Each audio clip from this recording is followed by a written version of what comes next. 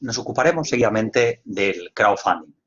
En primer lugar, deciros que el concepto de crowdfunding es un concepto que engloba cosas bastante diferentes. Es posible hablar de cuatro grandes clases dentro de lo que es el movimiento que podríamos denominar de crowdfunding.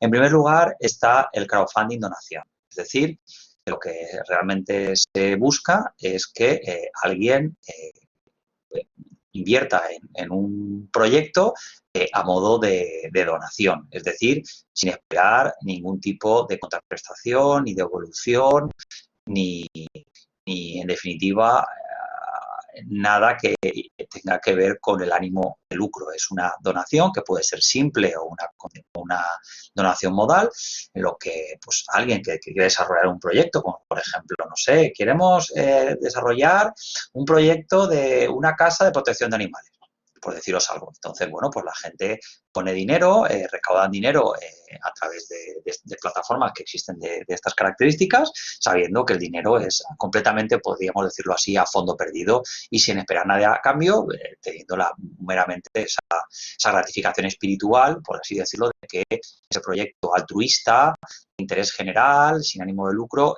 sale adelante por una vocación meramente solidaria. En segundo lugar, también está el crowdfunding preadquisición, es decir, aquí lo que se busca es que el promotor solicita financiación para conseguir el desarrollo de un proyecto y después a aquellas personas que hayan dado el dinero le entregará el producto una vez haya sido construido. Yo, por ejemplo, vi uno en internet cuyas características no mencionaré, pero sí que diré que era una máquina para planchar. ¿Vale? Entonces, lo que buscaban, sonaba un poquito, la verdad, un poquito raro lo que era la página web, pero ¿quién no ha deseado tener una máquina que pudiera planchar sin necesidad de hacer nada? Entraba por una parte, como si fuera estas máquinas que hay en los aeropuertos y en las estaciones de trenes, y cuando salía por otra parte de la cinta, la ropa estaba perfectamente planchada. Bueno, aquí esta empresa que no tiene todavía esa máquina completamente desarrollada, saca el proyecto a solicitud de crowdfunding, la gente compra el producto, ¿vale? De esa manera obtiene previamente el dinero la empresa desarrolladora, desarrolla el producto y posteriormente entrega el producto a los que han comprado. De esa manera, la empresa obtiene la financiación y el adelantado del dinero ya obtiene el producto que de otra manera no se haría y generalmente en condiciones, se les suele decir, más ventajosas que los que se hagan con posterioridad. Luego tenemos el crowdfunding inversión, que es el que permite invertir en empresas de nueva creación o también conocidas muchas veces como startups. Lo que se hace simplemente es vender las acciones o las participaciones, ¿vale? Para que el inversor forme parte de la sociedad en concepto de socio. Ahí lo que se pretende obtener es una rentabilidad a través de las acciones o participaciones de la sociedad que se financia. Y por último también está el crowdfunding préstamo, en lo que realmente lo que se pide es un préstamo y el promotor recibe el dinero y lo devuelve, en vez de devolverlo a una entidad de crédito, pues aquí lo devuelve con intereses, aunque no es necesario, pero generalmente con intereses al inversor que le ha dado el dinero. Estas cuatro posibilidades son las que existen más o menos con mayores o menores matizaciones, siempre hay cuestiones un poco más singulares, pero estas son las cuatro grandes clases de crowdfunding. Ahora bien, en España el crowdfunding está regulado en la Ley 5/2015 de fomento de la financiación empresarial. En esta ley es definida las plataformas de financiación participativa, que así se llama en el artículo 46, como empresas autorizadas cuya actividad consiste en poner en contacto de manera profesional y a través de páginas web u otros medios electrónicos a una pluralidad de personas físicas o jurídicas que ofrecen financiación a cambio de un rendimiento dinerario, denominados inversores, o personas físicas o jurídicas que solicitan financiación en nombre propio para destinarlo a un proyecto de financiación participativa denominado promotores. Por lo tanto, observamos que en el esquema contemplado en el artículo 46 van a haber tres sujetos. El primero es el promotor, que es quien solicita el dinero. En segundo lugar, la plataforma de financiación participativa. Y en tercer lugar, el inversor. ¿Vale? Por lo tanto, la plataforma es un intermediario entre los promotores y los inversores. Ahora bien, y esto es importante, van a quedar excluidos del ámbito de aplicación de esta ley las donaciones, las ventas de bienes y servicios y los préstamos sin interés. Por lo tanto, no todas las clases de crowdfunding de las que hemos hablado anteriormente van a estar sujetas a la regulación de la que seguidamente voy a hablar. Bien, ¿qué son los proyectos de financiación? ¿Qué requisitos exigen, mejor dicho, a los proyectos de financiación participativa? Bueno, en primer lugar, deben de estar dirigidos a una pluralidad de personas físicas o jurídicas, ¿vale? Que a través de la inversión esperan obtener un rendimiento dinerario. En segundo lugar, va a ser realizada por promotores que solicitan la financiación en nombre propio.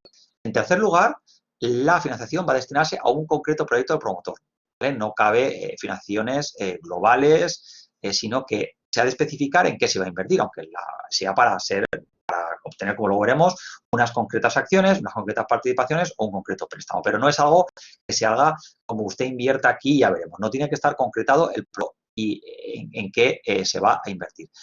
Y, en cuarto lugar, solo se admiten determinadas formas de financiación, que son tres.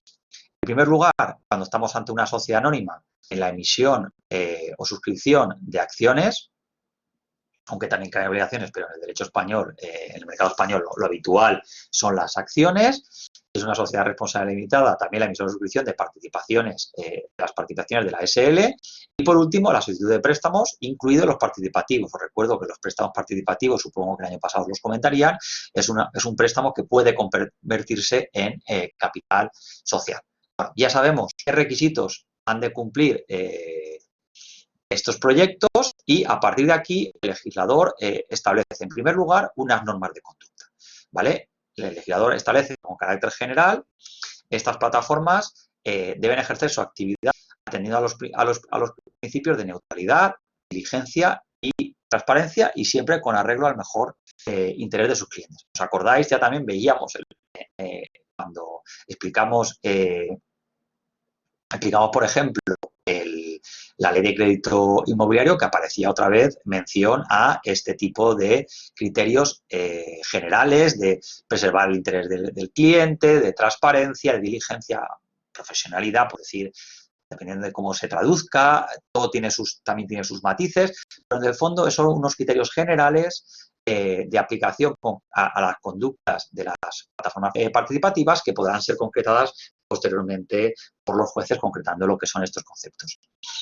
El artículo 61 establece el deber de información general que ha de cumplir esta plataforma, es decir, qué información ha de ofrecerse con carácter general a los inversores que deben de constar en la página y, sobre todo, el artículo 62 regula el conflicto de intereses, es decir, se establecen medidas para evitar que pueda irse en contra de los intereses de los inversores. Fundamentalmente se habla de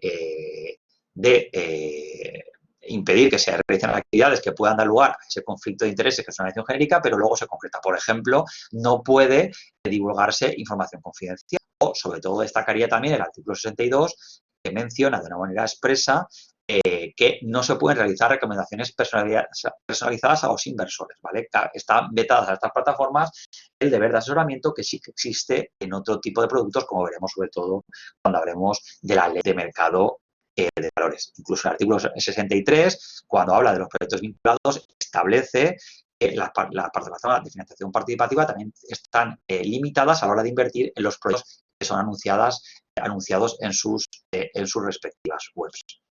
Y seguidamente el legislador lo que regula en el capítulo 4 son los promotores y los proyectos. Establece, en primer lugar, en el artículo 66, cuáles son los requisitos generales que deben de reunir los promotores, qué información y qué requisitos deben de cumplir para poder entrar en estas plataformas, y a partir de aquí, en el artículo 74 siguientes, qué requisitos son aplicables a los préstamos, y en los 77 siguientes, qué requisitos son a las acciones o participaciones. Bien, pero sobre todo me interesa destacar de esta ley el capítulo 5, donde se contiene la regulación de protección del inversor. Efectivamente, aquí el legislador distingue, y esto es muy importante, entre dos tipos de inversor, los acreditados y los no acreditados. Los acreditados son aquellos inversores a los que se les presupone un cierto conocimiento. Aquí entran, por ejemplo, los inversores profesionales de la Ley de Mercado de Valores. Pero no solo ellos, también entran empresarios que reúnen un determinado volumen, pues por ejemplo, que las partidas del activo sea igual o superior a 1 millón de euros. Pero también, y esto quisiera destacarlo, entran las sociedades, las pequeñas y medianas empresas, e incluso personas físicas que tengan ingresos anuales superiores a 50.000 o un patrimonio financiero superior a 100.000, siempre que de manera expresa soliciten ser considerados como inversores acreditados. Por lo tanto, hay dos grandes grupos, dos grandes clases de inversores, que son los acreditados y los no acreditados. Y en función de eso se va a otorgar una mayor protección, como no, a los no acreditados.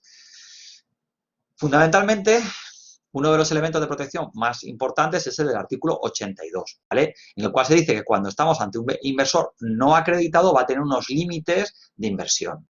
Concretamente, el legislador habla de 3.000 euros cuando se trata de, o sea, 3.000 euros respecto de un proyecto o 10.000 euros al año. Es decir, que los inversores no acreditados, para preservarlos y que las pérdidas puedan estar controladas, se establece que máximo 3.000 euros en un solo proyecto y máximo 10.000 euros en la misma plataforma en diferentes proyectos a lo largo del año.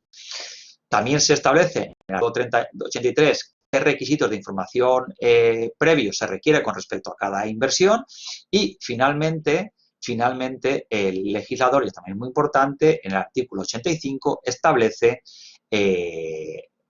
la aplicación de la normativa de consumidores a los inversores. Es decir, que aquí se efectúa una remisión a la normativa de protección del consumidor, incluyendo también la ley a mencionar, la Ley de Medidas de Reforma del Sistema Financiero del año 2002.